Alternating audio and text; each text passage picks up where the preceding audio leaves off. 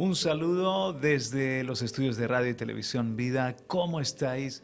Soy Juan Carlos Parra y es un honor para mí el poder estar aquí en este programa Cosas de Ayer y Hoy, en este día tratando un tema interesantísimo. ¿Cómo quiere Dios que hagamos su obra? Estoy con mi esposa, con Vanessa. ¿Cómo está, Vanessa? Buenos días. Pues estoy bien, aquí encantada de estar con vosotros, con los televidentes, los oyentes que se conectan hoy a través de Vida RTV Plus. Estamos tanto en televisión como en radio. Si no nos puedes ver, decimos muchas veces en televisión, descárgate nuestra app Vida RTV Plus y ahí podrás vernos y escucharnos. Y también para Dynamic Radio, Onda Paz, las emisoras amigas que conectan con Cosas de Ayer y Hoy. Bendiciones en el amor de Cristo.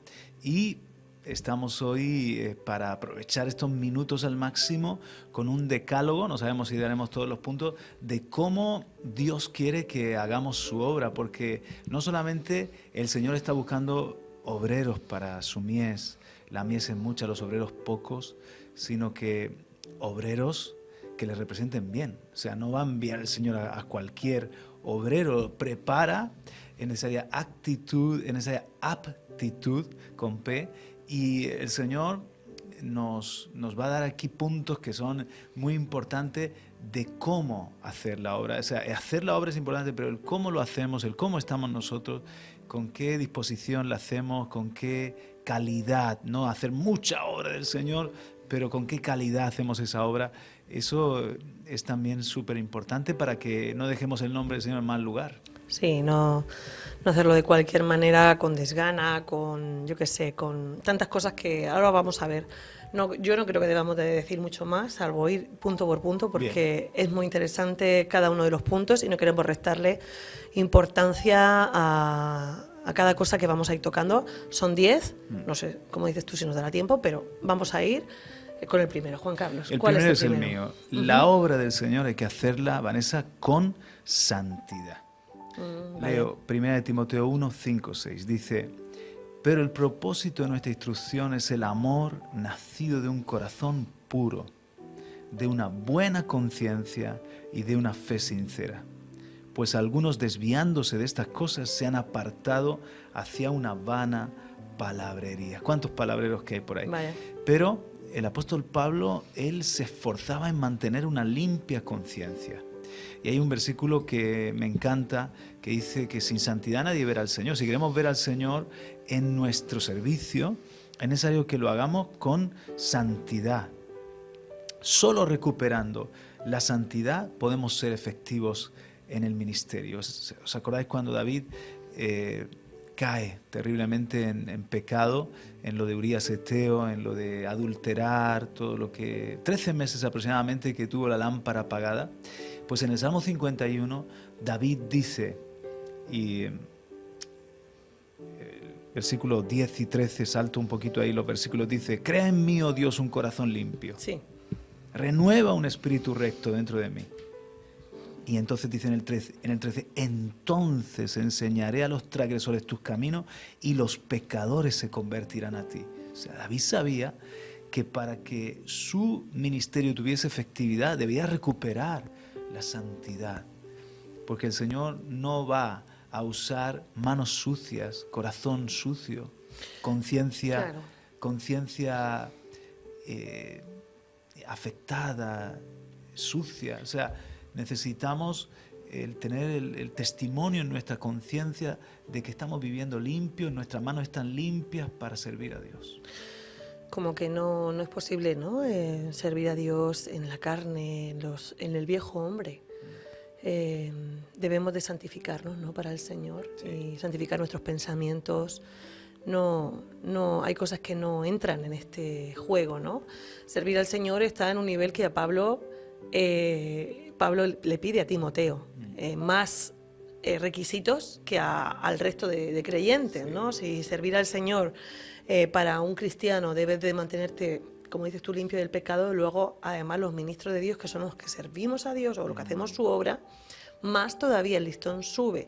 Y no es religioso, es simplemente dar la talla en lo que Dios nos está pidiendo. Si no, te puedes dedicar a otra cosa, puedes ser empresario, puedes ser un trabajador de la seguridad social o del Estado, puedes trabajar como profesor, pero siempre cuando hablamos de servir a Dios y hacer su obra, porque llevamos su nombre, ahí la cosa se pone un poquito más apretadita. Entonces hay que subir el nivel.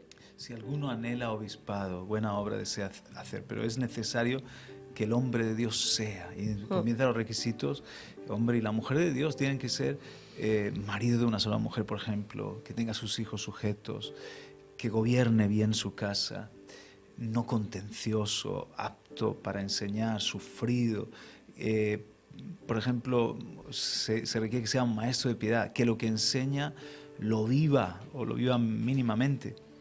Y yo creo que tener una mentalidad de que solamente esa santidad para servir al Señor es para pastores o para los que predican o para los que están en la iglesia, nos quedamos cortos. O sea, necesitamos ese espíritu de vivir el reino de Dios y de consagrarnos para Dios en todo trabajo, porque nosotros en definitiva estamos en medio de esta sociedad como embajadores de Cristo, como representantes. O sea que tú solamente este nivel que pide Pablo no lo pedirías para solamente los ministros, lo anhelamos para todos. Que seamos maduros, ¿no? Se trata de que el cristiano que nace de nuevo y es un niño espiritual se convierta después en un joven y después se convierta como en que un, vaya en creciendo, un adulto. pero no es que pidamos santidad 200% nada más convertirse. Claro, efectivamente. No, y yo creo que es algo progresivo. Exacto, es progresivo, pero para el no objetivo es dices tú, que en todo se ha formado Cristo. Por ejemplo, dice, en Efesios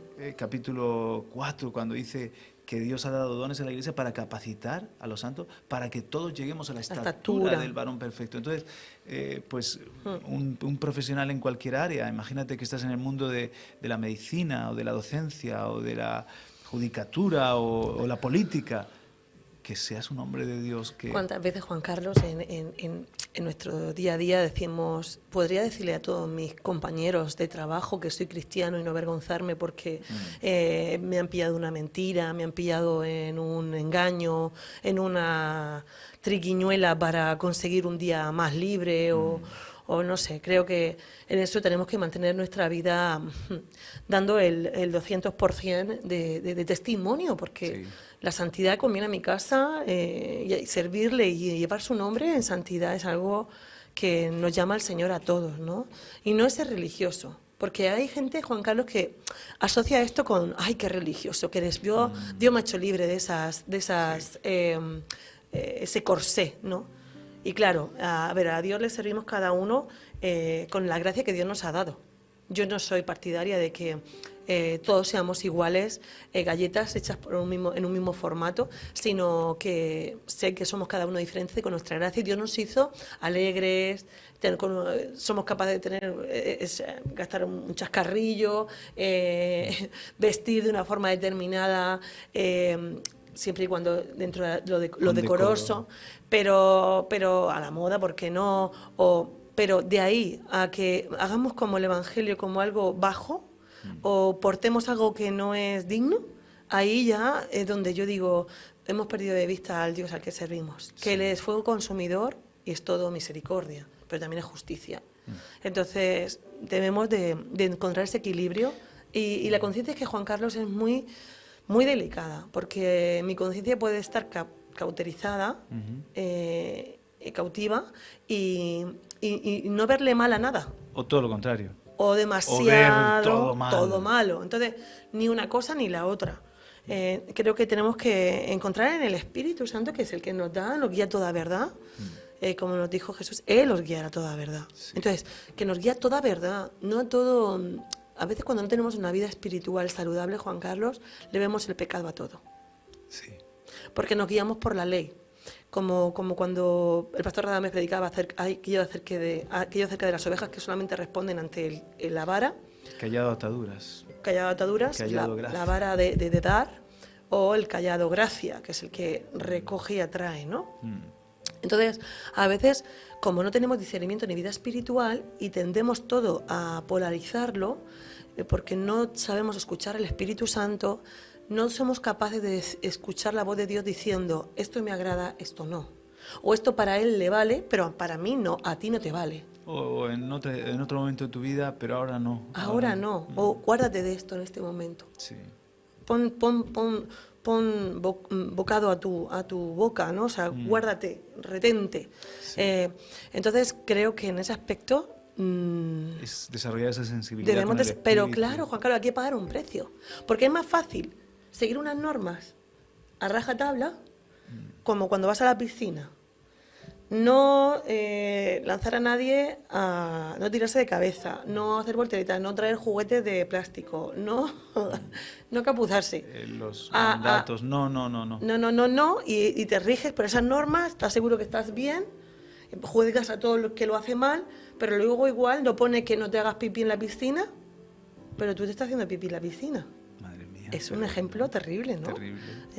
¿Quién de pequeño se ha hecho pipí en la piscina? Pero cuando eres pequeño. Claro. Pero hay gente que, o sea, como no están las normas, entonces no hay un sentido común porque no hay una relación, no hay una coherencia a la hora de vivir una vida cristiana. Bueno, este es tu punto y te estoy aquí. Y sanas la conciencia cuando, Vanessa, te expones a la palabra de Dios. Sí. Eso te va dando luz, vas dejando una mala educación, una forma de vivir torcida y el Señor te va dando un poco más el sentir de su corazón en todo. Bueno, pero todos los puntos parten de esta premisa. Si la obra de Dios es santa, o sea, si Dios es santo, la obra es santa. Tal como es Dios, debe ser la obra que hacemos para Él. O sea, es trabajar en conformidad con su carácter, con su naturaleza, y el carácter de Dios, Él es 3 veces santo. Y a mí hay un momento en mi vida que me bendijo mucho esta decisión que tomé, de yo mismo, no me apartaron del ministerio, sino que yo mismo dejé el liderazgo cuando estaba comenzando las cosas del Señor, porque sentía que en casa no estaba dando el testimonio, la altura que se esperaba de un líder, que mi carácter me airaba o me vencía la pereza, o que no estaba realmente siendo un líder y un testimonio primeramente en mi casa. Y hablé con tu padre en aquel entonces, si simplemente lideraba en la iglesia, los jóvenes, estaba a su lado, pero no era todavía ni siquiera pastor.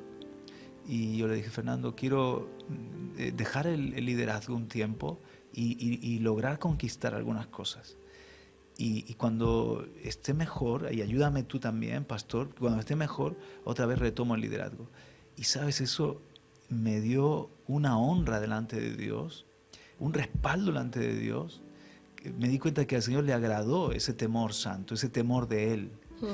Y para mí fue como una gran enseñanza, que nunca me tengan que decir, oye, déjalo, tómate un descansito. ¿Te das cuenta cómo estás? Sino yo mismo estar sensible y yo mismo decir, bueno, voy a trabajar estas cositas de mi vida y luego retomo. Eso siempre el Señor lo premia porque Él honra a los que le honran. Pero ¿cuál sería tu punto? A ver ahora. Bueno, el punto 1 hemos dicho hacerlo en santidad porque Dios es santo y le servimos en santidad, hacemos su obra en santidad. El segundo punto sería hacer su obra con su corazón, conforme a su corazón, ¿no? Aquí hay una anécdota que hablaba de que David Wilkerson, cuando estuvo en Rusia, se publicó un gran cartel, ¿no? Con su foto, el gran siervo de Dios, el profeta de las naciones, que hace su obra, que tiene la boca ungida para decirnos lo que va a pasar y qué va a acontecer. O sea, que Dios usaba mucho a David Wilkerson con ese don profético, pero dice que él se humilló, dijo ahí, ¿no? Hemos puesto nuestros ojos en el hombre, pero se nos ha olvidado que el único que es Señor y el protagonista de esta historia es Jesús. Perdónanos, Señor. Y ese corazón... Él comenzó su administración ahí en Rusia con lágrimas, con quebranto. Con quebranto. Entonces creo que un corazón como este siervo de Dios es necesario. Juan Carlos, qué importante es la humildad cuando le servimos a Dios. Qué importante es captar el corazón de Dios. Sabes que Dios te puede usar, pero eso es talento. Eso es un talento de Dios. Pero cuando tú te enorgulleces, cuando tú crees que ya lo has conseguido todo, ahí viene cuanto más alta más alto subes, más dura es la caída. Entonces, en ese aspecto tenemos que mantenernos quebrantados, humillados, porque el corazón de Dios es ese, el de que Él es el Señor, que hablábamos, y nosotros somos sus siervos. Luego, ese corazón de Dios para los perdidos, como el que tenía el mismo David. Acuérdate cuando empezó a servir al Señor en Harlem, ¿fue en el Bronx o donde? En el Bronx. En Nueva York, en los barrios más afectados con los pandilleros. Los pandilleros. Acordaros de esa película famosa de La Cruz y el Puñal, donde Nicky escribió ese libro, donde lo escribió él, ¿no? ¿Corre Nicky corre? ¿O lo escribió el mismo Nicky? Lo escribe David Wilkerson. David. Y luego la asociación Billy Graham lo lleva a la gran pantalla. A la gran pantalla, que yo he crecido todos los veranos viendo esa película, traumatizada con los Junkie Dead de Estados Unidos. Pero sí, pero una realidad tan latente en los años 60, 70, 80, y donde el movimiento hippie en Nueva York se metió ahí con los perdidos, los drogadictos, donde nadie se metía.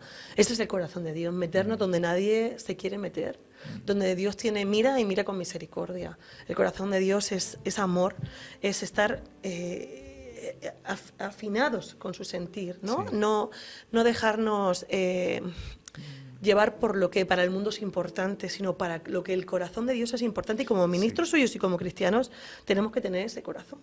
Y me estoy acordando de Jonás cuando, fíjate, en lugar de alegrarse porque Nínive se había arrepentido, totalmente, se deprime el hombre. Entonces estaba sirviendo a Dios con el mensaje de Dios sin el sentir del corazón de Dios. O sea, no podía empatizar con el corazón de Dios de si había compasión, si había alegría, si había tristeza. O sea, qué triste es eso, que a veces me pasa que yo digo, Señor, ayúdame a traer este mensaje, si tengo que predicar, a traer este mensaje no solamente con tu palabra, con tu voz, con tu tono, con tu pasión o alegría o tristeza, o cuando estoy aconsejando a alguien, ¿qué siente tu corazón, Señor? En este momento, ¿cómo tengo que hablarle? Y hay veces que estoy hablando a gente y siento la tristeza del Espíritu Santo, me la transmite, ¿no? Y que podamos, o todo lo contrario, la alegría o la compasión, la misericordia, que podamos sentir conforme al corazón de Dios. Y Juan Carlos, ¿qué te parece? Cuando está saliendo ese mensaje, a veces comunicamos un mensaje que vemos que es súper llamativo, pero que es comunicación, pero sin impartición. Eso es muy peligroso. Entonces nos hacemos profesionales de la palabra, profesionales de predicar. Y yo digo, Señor, yo no quiero eso. Yo lo que quiero es transmitir lo que hay en tu corazón. Y lo que hay en tu corazón me lo tienes que dar primero a mí, vivirlo yo, comerme sus palabras como pan, como deliciosos bocados, para luego poder masticarlos y darlos a los demás.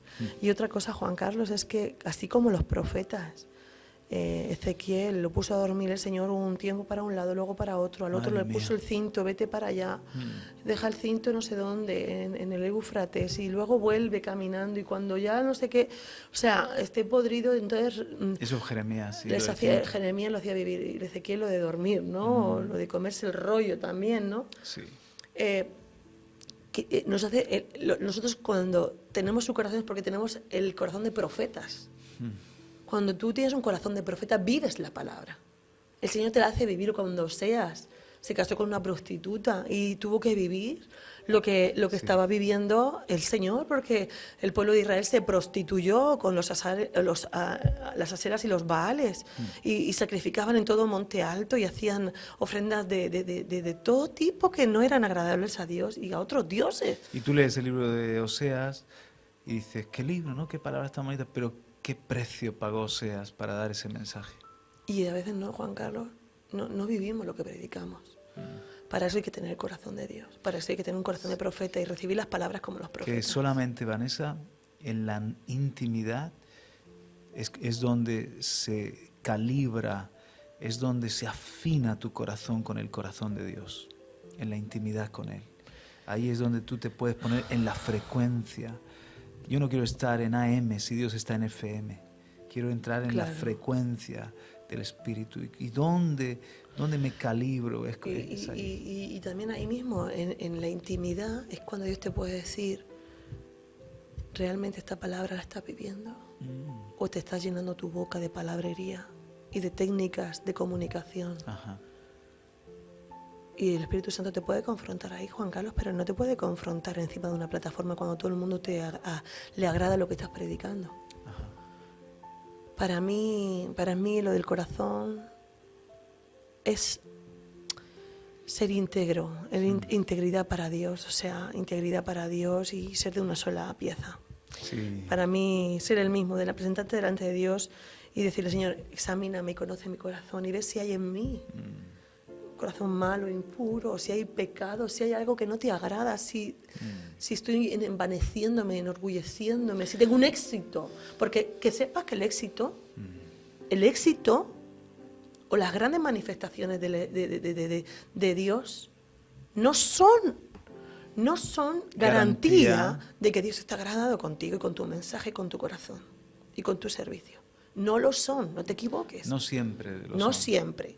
Sí que es verdad que a veces que hay un respaldo de Dios, claro, pero el talento está ahí. Dios dio un don, Dios repartió dones a los hombres. Sí, y el trabajo y el esfuerzo son recompensados. Tú te pones, te preparas tu palabra, estás ahí todo el día preparándotela, tomando notas, buscando tips, buscando, claro, el Dios le agrada que tú te prepares, pero cuando esa palabra no traspasa más allá del intelecto, y no se vive, no las hace carne en ti. Tenemos el mal de los profetas, de los profetas que daban ese mensaje de cuando venía a Babilonia a conquistar Jerusalén y damos ese profeta equivocado de los demás y Jeremías lloraba y decía, esto es difícil para mí, decir todo lo contrario, soy el único que está diciendo todo lo contrario. Entonces, y le dolía sí. No sé, creo que eso es muy importante. Ese punto número 2, ¿no? La obra de Dios hay que hacerla con el corazón de Dios, Amén. Efectivamente, con el corazón de Dios. David fue hallado un hombre conforme a su corazón, con la forma de su corazón. Y Dios va forjando en nosotros su molde, su sentir. Voy con el 3, me toca a mí. Venga. La obra de Dios hay que hacerla con humillación. Y aquí el ejemplo es, por supuesto, Jesús experimentado en quebranto, ¿no? Quiso el Señor quebrantarlo, quiso el Señor someterlo a padecimiento. Era necesario, pero cuando se entregue como una ofrenda de expiación, verá el fruto de su aflicción y quedará satisfecha su alma. Verá que la obra de Dios prospera en su mano, pero el Señor lo pasó por un quebrantamiento experimentado en quebranto. Eso no quiere decir que busquemos el sufrimiento, ¿no? Sino que tengamos una disposición a sufrir, a pagar el precio. Y el otro ejemplo grande es Pablo, que siempre quebrantado, dependiendo del Señor, ¿no? Vosotros bien sabéis, estoy leyendo en Hechos 20, vosotros bien sabéis cómo he sido con vosotros todo el tiempo, desde el primer día que estuve en Asia, sirviendo al Señor con toda humildad y con lágrimas, y con pruebas que vinieron sobre mí por causa de las intrigas de los judíos. En 1 Corintios 2, 1-3 dice, y estuve entre vosotros con debilidad y con temor y mucho temblor. En Tesalónica dice, después de haber sufrido y sido maltratados en Filipos, tuvimos el valor, confiado en nuestro Dios, de hablaros el Evangelio. Entonces, si te das cuenta, cada iglesia que iba, Pablo iba con humillación, con quebranto, con debilidad en sí mismo, porque era un hombre, un príncipe de Dios, bien preparado. Pero fíjate lo que dice aquí Juan Carlos, que estabas leyendo tú esta parte de Corintios. Desde cuando fui a vosotros, hermanos, proclamándoos el testimonio de Dios, no fui con superioridad de palabra o de sabiduría, pues nada me propuse saber entre vosotros, excepto a Jesucristo y este crucificado. Bueno, a eso me él refiero, se crió a los pies de Gamaliel. Súper preparado, pero ves esa persona, Juan Carlos, no que se ponen a hablar y te van diciendo todo lo que saben y lo que son y lo que han conseguido y todos sus testimonios de cómo Dios los humilló y te van dando su retaíla. Y dices tú, pero vamos a ver. Nada más que con lo que estás diciendo, dime de lo que presumes y te diré de lo que careces. Y es que es así. Cuando me si yo te contara, Pues madre mía, yo he vivido eso y mucho más. Si tal, o te están contando algo y empiezas tú a decir todo lo que tú no lo dejas terminar y todo lo que tú has conseguido o has superado o has vivido. El yo, ese es el yo muy, saliendo. muy subido. Y creo que nos perdemos en el camino. Al final nosotros, el mensajero no puede opacar el mensaje. Nosotros hablamos de Él, o sea, le tenemos que llevar la atención a Él, como Jesús, que fíjate, siempre que la atención iba a Él la redirigía al Padre. Y el Padre decía, mirad a mi hijo. Sabía cómo llevar al Padre, ¿no? Y darle la gloria en todo al Padre. Y por eso es muy importante que, mira, si nosotros no vivimos quebrantados, el Señor nos quebranta. O sea, si tú no buscas el quebrantamiento te buscará a ti. Totalmente. Es mejor vivir quebrantado delante de Dios, y el Señor sabe cómo mantenernos de alguna manera en debilidad, para que no nos creamos nada, para que no nos jactemos y le demos en todo la gloria y dependamos. A Moisés 40 años, el tipo estaba súper capacitado, también otro príncipe de Egipto, y se dedica el Señor de 40 años para descapacitarlo. Lo descapacita sin yugo, ¿no? Para que llegue un momento que cuando dice no sé hablar, algunos piensan, Vanessa, que no era tanto un problema de tartamudez, sino que había estado entre los madianitas y había estado entre las ovejas, y es probable que el idioma egipcio se le había oxidado. Y se sentía incapaz. Como con mi hermano Aarón, yo le doy el mensaje a él, como sí que había vivido allí. Como que le faltaba soltura con el idioma después de tantos años en el desierto, porque tú sabes que los idiomas, si no se usan, se atrofian también las lenguas. Entonces el Señor lo lleva a un punto donde se sentía que no tenía, de ser poderoso en hecho y en palabra, a que no tenía la fuerza para servir a Dios. Creo, Juan Carlos, que en definitiva al ser humano y a los ángeles les cuesta manejar el ego. Hombre, claro. La gloria, las loas, los logros, la estima. Le cuesta, unos echamos por abajo y otros nos vamos por arriba. Sí. Entonces cuando, por ejemplo, esto es como, Pablo ahí está, dándole a Dios toda la gloria, a Jesucristo. Entonces el Hijo se la da al Padre, el Padre la recibe. Él sabe manejar la gloria. ¿Quién? Dios Padre. Ajá. Dios Padre, porque y el cielo, o sea, la Trinidad, ¿no? Sí. Padre, Hijo y Espíritu Santo, saben manejarla, porque fíjate que entre ellos va girando. El Hijo glorifica al Padre, el Padre al Hijo, el Espíritu Santo da testimonio del Hijo. Y así, ellos van, pero siempre está en movimiento. Y gloria a Él, pero está en movimiento entre ellos porque saben manejarla. Se prefieren en honra. Y saben manejar esa honra. Pero nosotros, como la honra la dejemos mucho tiempo sobre una persona, es como la levadura. A mí me llama mucho la atención que Pablo, a pesar de ser un hombre tan tratado por el Señor... un poquito más, querido. Perdón. A pesar de ser un hombre tan tratado por el Señor, fíjate, Vanessa, cómo... el Señor permite un aguijón en su carne para que Él esté más dependiendo de Dios, o sea, para que no se jacte, para que no se envanezca. Entonces, si a Pablo le puso un aguijón, con todo lo que era, que estaba súper agradecido por haber sido perseguidor y ahora era un apóstol y la gracia que había tenido, pero...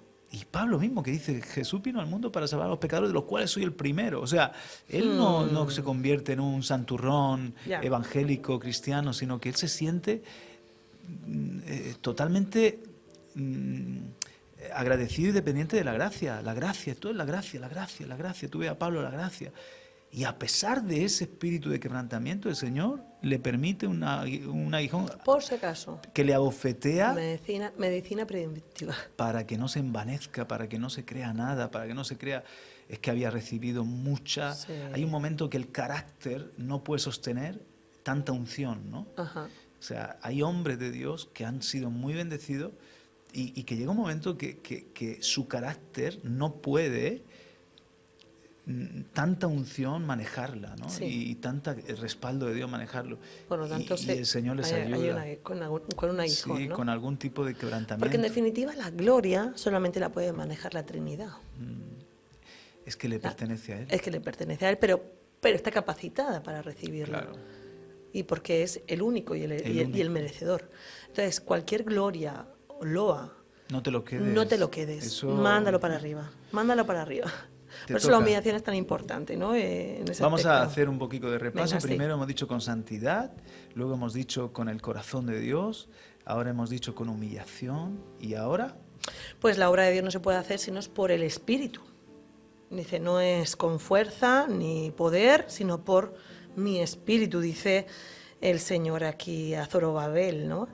Y es que podríamos resumir, 4, podríamos resumir todo esto, ¿no? Que el único requisito de cómo será esto, cómo lo haremos, Señor, cómo caminaremos, qué haremos, por el Espíritu te guía, el Espíritu es el que te conduce, y luego también, si necesitas fuerza, el Espíritu te da fuerza.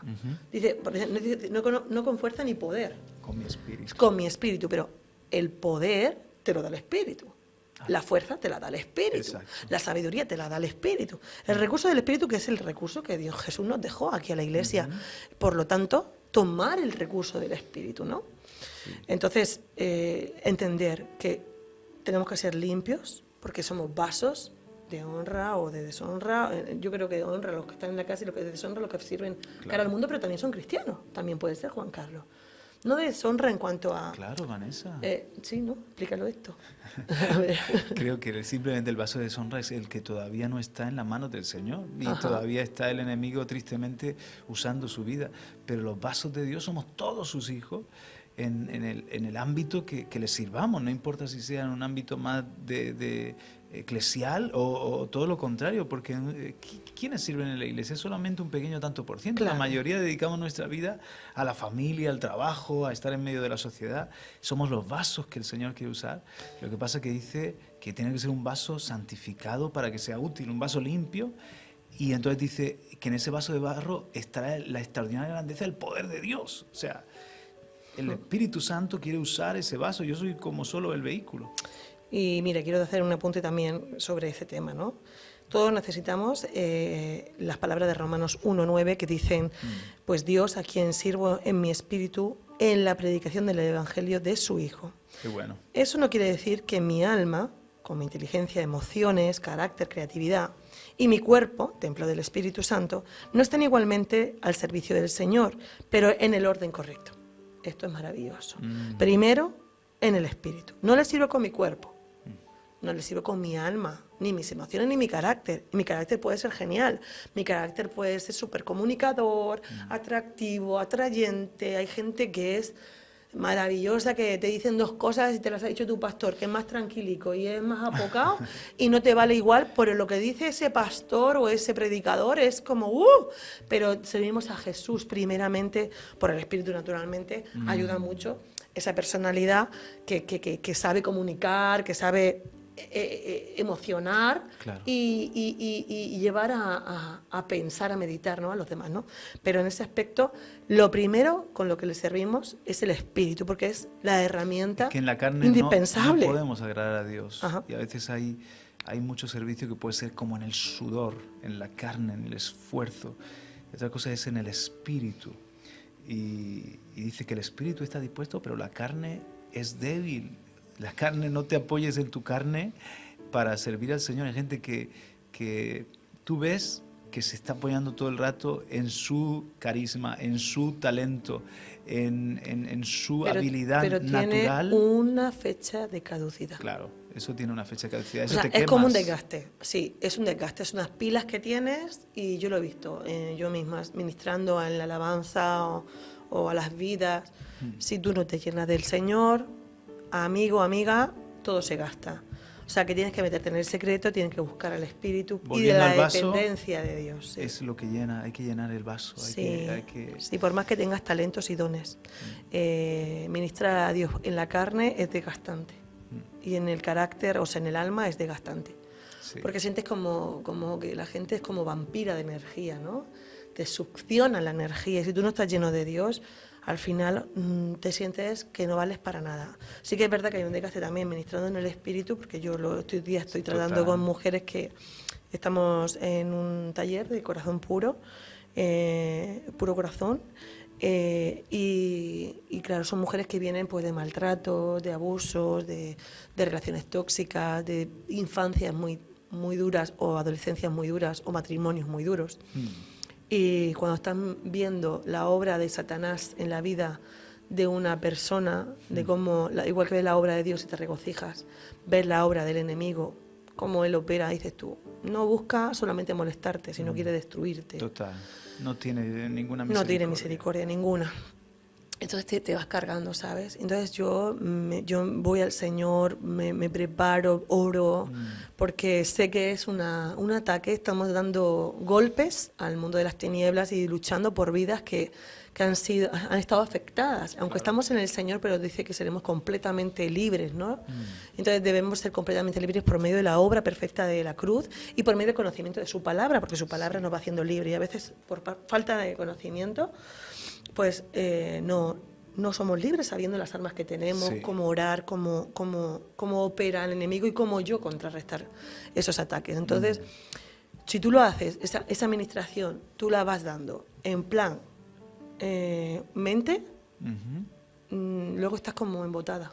Sí. Embotada, porque son tantas cosas las que hay en el espíritu que se mueve. Me viene esa palabra, que es la unción la que pudre el yugo. Amén. Amén. Entonces a veces tenemos conocimiento, y el conocimiento es necesario, pero a veces es una reunión que tiene mucha unción y allí el yugo se pudre. Y te sientes sana y genial. O sea que no vamos a volver de nuevo atrás a recordar, tal, para nada. Si he sido libre, gloria a Dios. ¿Me entiendes? Porque eso también pasa. Sí. La obra de Dios, voy con el 5, la obra de Dios se hace con amor y desinteresadamente. Y el versículo aquí sería 1 Corintios 16, 14. Todas vuestras cosas sean hechas con amor. Y ahí todo es todo, o sea, nada se queda fuera. Y otro versículo maravilloso, Hebreos 6:10. Porque Dios no es injusto como para olvidarse de vuestra obra y del amor que habéis mostrado hacia su nombre, habiendo servido y sirviendo aún a los santos. La obra de Dios se hace con amor, y cuando la hacemos con amor, el Señor no se olvida, el Señor la va a recompensar. En esto Jesús nos dio el ejemplo supremo de amor, que se ciñó la toalla y tomó el lebrillo y lavó los pies de los discípulos y dijo: yo os he dado el ejemplo. Si yo el Maestro os he hecho esto, si sabéis estas cosas, bienaventurados seréis si las practicáis. Y el final de ese momento tan bonito en el aposento alto, en el día de la Pascua, es que Jesús dijo: amaos, un mandamiento nuevo doy. Amaos unos a otros como yo os he amado. Ya no es como decía la ley, ama a tu prójimo como a ti mismo, como yo os he amado. O sea, da la vida, sirve, haz la obra por amor.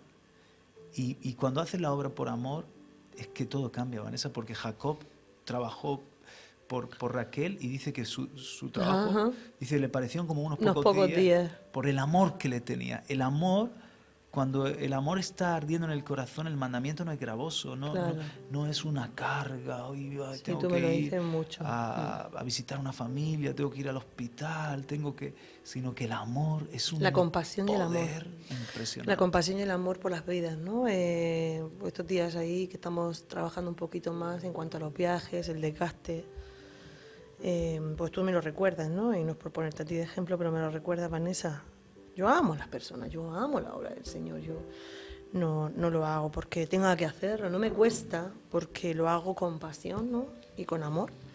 Y en ese aspecto es maravilloso, ¿no? El hecho de que veamos, ¿no? A las personas como Jesús las ve. ¿Por qué el padre se desvela y no va al hospital y dice: mira, que vengo a devolver al niño, que se está poniendo ha malo? nacido aquí, pero la verdad es que esto es demasiado, pues todas las noches llora y no podemos dormir y nos está cambiando la vida? ¿Por qué no haces eso? Porque quieres con locura a tu hijo. Porque lo ves y se te enternece el corazón, ¿no? Claro, el amor hace que hay sacrificio, ¿no? Hay sacrificio, pero pero luego está como la mujer que dice cuando da a luz, se le olvida. hay dolor, pero cuando nace se te olvida todo. Yo creo que cuando veamos la obra del Señor nacer, amanecer en las vidas, qué alegría, ¿no? Todo el esfuerzo, dice, ha merecido la pena. Sí, la verdad que tenemos que aprender a ver cómo Jesús ve y cómo Dios ve, y esa maravilla que es ver a un recién nacido, ver cómo va descubriendo el reino de Dios, cómo van a sus primeros pasos, es muy reconfortante. Sí. Ver que van entendiendo cosas por el Espíritu, orando para que Dios también les guíe a toda verdad. No sé, creo que en ese aspecto es algo que tenemos que todos los ministros de Dios y los que servimos en la casa, cualquier servicio que hagas, hazlo con amor. No pienses en que se lo estás haciendo el hermano, piensa que se lo estás haciendo el Señor, piensa que ese hermano Dios lo ama mucho, que dio su vida por él, y no olvidemos nuestro enfoque, ¿no? Y por las personas que nos encontramos en la calle, ¿no? Cuando las vemos como hermanos, cuando las vemos como la razón por la que Cristo murió, como aquella anécdota donde le pidieron a Spurgeon, un mendigo, le pidió una ayudita, una monedita, y Spurgeon le miró con amor y le dijo la verdad, le dijo: no tengo en este momento, hermano. Y entonces le contestó el mendigo: ya me ha dado más de lo que hubiese tenido en el bolsillo, me ha llamado hermano. Wow. Me ha dignificado. Cuando tú te das cuenta de que esa persona es mi hermano, es una persona que Dios ama. Y no la veo como lo que ahora es o como está, sino como lo que Dios puede hacer en ella, lo que puede llegar a ser. Tenemos que salir de nuestro círculo de seguridad. Mira, el otro día me pasó algo muy... Me dejó mal. Estábamos por el centro de Murcia, y no es porque... No me gusta hablar de mi familia, pero bueno, estábamos por el centro de Murcia y teníamos que hacer unos recados, ir a la óptica, devolver unas cosas y aparqué cerca del Corte Inglés y estábamos tomándonos un café con mi sobrina, mi hijo Rubén y Rebeca. Mi sobrino Rubén, no, mi hijo Rubén. No, lo has dicho bien. Sobrina, sí. Sobrina, bueno, tres jovencicos y yo. Sí. Y entonces tú sabes que en el centro hay mucha gente pidiendo. Sí.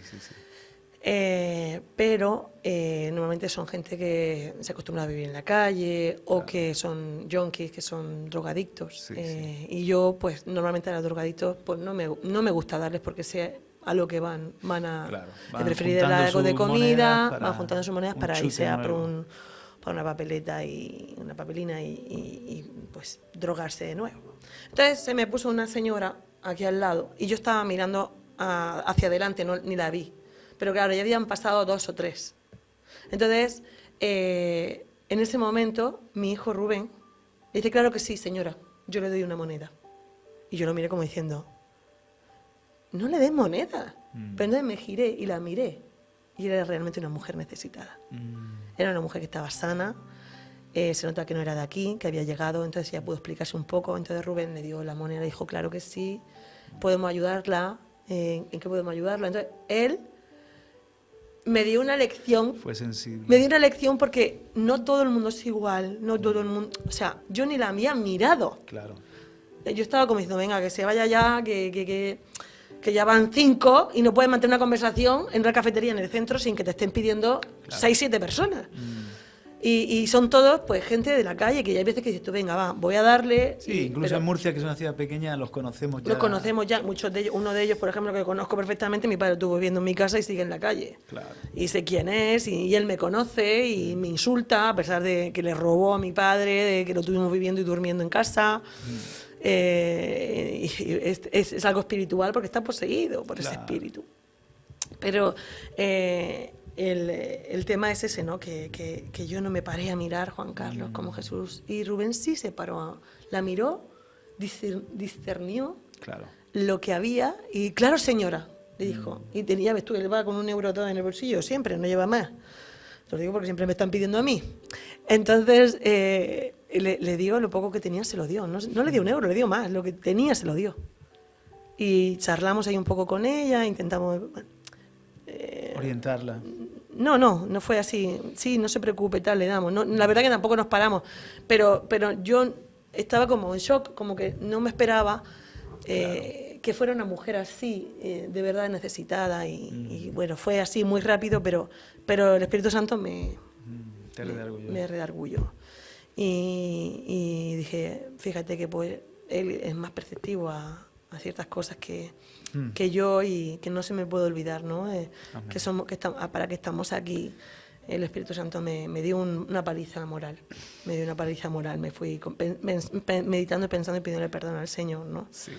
Y bueno, tener la mano. Ayudamos a mucha gente a que salga de las drogas, ayudamos a mucha gente a que salga de la calle. Siempre tiene una respuesta. A veces la gente de la calle quiere estar en la calle, ya nos ha pasado muchas veces que... Claro. Se acostumbran a una forma de vivir, se acostumbran a vivir de la mendicidad, a no trabajar, a que os sacan más en la calle. Nos pasó con un chico que sacamos de la calle, intentamos darle, Benjamín le intentó dar trabajo, y dijo, mira, si es que me saco más en la calle que en un trabajo. Yo al día gano 80, 90 euros y eso no lo gano en una fábrica. Con lo cual no quiero estar trabajando. Sí, es una adicción a ese estilo de vida anárquico y... No, y tu jefe, vives fuera del sistema. Fuera del sistema. Es un problema. Sí, ayudar y ayudar bien, ¿no? Pero siempre tener el corazón de Dios, ¿no? Para también ser sensible, ¿no? Para no meter a todos en el mismo capazo y eso. Qué bueno, qué tener el corazón de Jesús, ¿no? Eso es, la obra de Dios se hace con amor. Solo con amor uno dice, no sé los dones que tengo, pues solo con amor, solo se hacen con muchas amor. Cosas. Eso puede ser una bomba, va a ser poderoso. La obra de Dios se hace con fe y obediencia. Así es, Juan Carlos. Pues cuando estoy tratando de ayudar a una persona, debo creer en el poder de Dios, que es capaz de transformar, de que su sangre puede transformar cualquier cosa, ¿no? Esa fe de transforma del Evangelio. Si estoy predicando el Evangelio, tengo que tener la fe de creer que el Evangelio tiene poder. Y no necesitamos, a veces, una gran fe, necesitamos obedecer a la pequeña vocecilla que está en tu interior que te dice, hazlo. Sí. Porque yo estoy aquí, yo estoy contigo, ¿no? Es como que la fe es la fuerza y la obediencia es la dirección. ¿Hacia dónde diriges esa fuerza? La obediencia... A ver, yo no lo veo así. Sí, no, bueno, no. A ver, vamos a poner otro ejemplo. Discutamos. La fe es el objetivo hacia donde voy y la obediencia es la fuerza hacia... ¿Es lo mismo? Yo lo he dicho justo al revés. La fe es la fuerza. La fuerza para creo y actúo, ¿no? Y obro en fe. Pero ¿hacia dónde dirijo mi fuerza? Ahí está la obediencia. Yo no lo veo así, Juan Carlos. ¿No? Bueno, no. ¿Cómo lo ves tú? No, lo que estás diciendo no es coherente. Pepi va a ser la que... Pepi, pon aquí... Pone la paz. Vamos a ver. La fe, para mí, es como... Sí, tienes razón. Depende de cómo lo veas, pero la verdad que yo veo, por ejemplo... Yo veo. La fe para mí es esa voz que te dice... Esto lo quiero hacer. Ajá. Esto lo quiero hacer. Y es una voz, como a veces un silbido, un suave susurro. Tú sabes en tu interior que eso es Dios. Amén. Y que Dios te está diciendo esto. Y entonces de repente dices, ok, eso es lo que Dios quiere. No veo nada, pero la obediencia me lleva allí. Obedecer a esa palabra, obedecer a esa indicación de parte de Dios también. Es verdad que lo estoy diciendo como hablando de retos, ¿no? Hablando de, por eso a lo mejor es la diferencia entre tú y yo, de un reto. Tú lo ves como si fuera... No, sí, estamos en lo práctico, es lo mismo. Me lleva allí, me lleva a ese decir, sí, lo voy a hacer y obedezco. Ya lo he visto, no es que tenga todos los ingredientes, pero lo he visto y esa es la fe, es un grano de mostaza, es una instrucción, es un mandato y voy para allá. Como cuando te dijeron, ¿quieres aceptar este evangelio, el aceptar a Jesús? Algo se encendió en ti, no es mucho, pero obedeciste y bueno, vamos a ver qué tal. Sí. Y luego se produce ese milagro, ¿no? De transformación de que ya no eres el mismo, ¿no? No lo sé. Pero fíjate, ¿no? Decía Oswald Smith, cree en los resultados y los obtendrás. O sea, cuando tú vas a hacer cualquier cosa para Dios, tienes que ver final. Tienes que ver ir a hacerlo con esa fe de que vas a ver fruto, de que va a haber un resultado, de que el Señor está en el asunto y algo maravilloso va a suceder, y de que nuestro evangelio es poder y Cristo es la respuesta para cada situación. Entonces, creen los resultados conforme a vuestra fe. Mateo 9:29, así os sea hecho. Para esos que... Y lo contrario a la fe es incredulidad. Exacto. Y la incredulidad es como... Por la es como que te ponen sanguijuelas, ¿no? Te sacan la sangre. Y por la de incredulidad, la fe. Vanessa, no entraron a la tierra prometida. Por la incredulidad y el Pero corazón qué fuerte, de Juan Carlos, que el corazón de incredulidad, de habiendo visto la mano de Dios durante 40 años en el desierto, maná, es un espíritu codornices, agua de la peña, librándolo de sus enemigos. No se desgastó su calzado, sus vestiduras. Vieron a la nube de Dios descender sobre el tabernáculo. Vieron cómo había juicio también, porque el que se levantaba contra Moisés y Aarón y Miriam, como los hijos de Coré, Datán y Abirán, se abría la tierra y los tragaba. Como Miriam estaba leprosa porque juzgó a... O sea, ellos vieron cosas que la fe la tendría que tener como diciendo, con este Dios no se juega. No, y es que era palpable, era visible la nube. La montaña, el Sinaí. El maná, todo. Tantas cosas, Juan Carlos, que vivieron. Por eso era un corazón malo de incredulidad, era un corazón que se había hecho insensible, ¿no? Teniendo ojos no veía y teniendo oídos no oían. Creo que el corazón de incredulidad, Juan Carlos, se fomenta cuando tú de repente, el otro día lo comentaba con las mujeres en Cartagena, creo que cuando Dios te está hablando varias veces y tú no escuchas, hay un tapón. Se endurece el corazón. Hay un tapón que tú ya no puedes escuchar a Dios. Oye, nada más que no puedes escuchar a Dios, no hay claridad, no hay claridad, estás como tu mente entenebrecida, no eres capaz de discernir nada. Entonces Dios como que nos da oportunidades. Mira, créeme, mira lo que estoy haciendo, mira. ¿No te he dicho que si crees verás la gloria de Dios? Sí, porque en nuestra vida, cuando te pones a pensar, tenemos tantas evidencias del obrar de Dios y tantas cosas para dar gracias, que a veces el problema no es que hay un paisaje bello, es que no tienes el ojo entrenado para verlo. Eres daltónico. Y igual con Dios, ¿no? Es que tú estabas aquí, yo no lo veía, no me daba cuenta, y qué bonito es tener un corazón de fe y un corazón de obediencia. Así que yo remato la faena porque nos tenemos que ir. Venga, por las 7 y así es el número perfecto, Juan Carlos. Sí, mira, para que tengan la lista completa. Venga, va. La número 7 era que la obra de Dios la hacemos con... buscando al Señor en oración, ¿no? Sí, la 7 es buscando al Señor en oración. La 8 es que la obra de Dios la hacemos... Ahí se me fue, perdón. Yo te lo digo. Tanto que me dices que la obra de Dios se hace con disposición a sufrir y con esfuerzo. Que eso lo hemos un poquito... Sí, de pagar el precio, ahí, ¿no? ¿verdad? La 9 es que la obra de Dios se hace con gozo y fervientemente. Romanos 12, 11 y 12. Fervientes en espíritu, sirviendo al Señor, gozándose en la esperanza. Que esto para mí es siempre un reto, hacer la obra del Señor con gozo. Con gozo y con alegría. Eso es para los valientes. Yo creo que yo ahí estoy suspensa, Juan Carlos, porque a veces me afano mucho y me da mala leche, ¿sabes? Pues hay que trabajar. Me da mala leche. Esta obra. Y la 10, mira, nos está poniendo nuestro compañero en la pantalla. La obra de Dios se hace con generosidad y abundancia. O es Leslie, no lo sé. Con generosidad y abundancia quiere decir que no seamos escasos, que abundemos en la obra del Señor. Entonces, ¿vamos a tener una segunda parte o no? No, ya lo hemos dicho dado todo. Solo que quiero pararme aquí en la de oración, que sí. La obra de Dios se hace con oración. Ajá. Porque, Vanessa, hay un versículo que me gusta mucho, es en Ezequías, que con oración y buscando al Señor. Segunda de Crónicas 31, 20 y 21. Dice, así hizo Ezequías por todo Judá. Y él hizo lo bueno, lo recto y lo verdadero delante del Señor su Dios. Y toda obra que emprendió en el servicio de la casa de Dios, por ley y por mandamiento, buscando a su Dios. Lo hizo con todo su corazón y prosperó.